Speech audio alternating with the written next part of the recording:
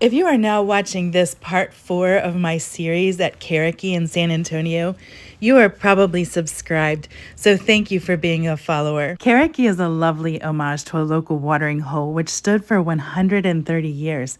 It was called the Liberty Bar. The new Liberty Bar is now located in a historic convent about a 10-minute drive away on South Alamo. This building was lovingly restored for the better part of a decade to make it into what you see here. It took 2 years to move this older building from one side of the street to the other. Vestiges of the building's layered past were considered, windows were salvaged, and the original floor was repurposed for the ceiling. Carriqui is the kind of place that looks like Desi Arnaz is going to walk out in his fedora and pantalones and sing to you. I mean, it has that level of glam. This is my favorite part. It's called the Rock House. It's for private events. And I love this bar in the back.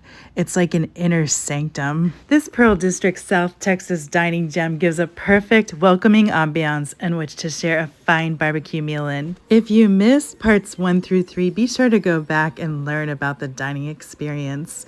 For now, I'm going to leave you with this tranquil ambiance sound.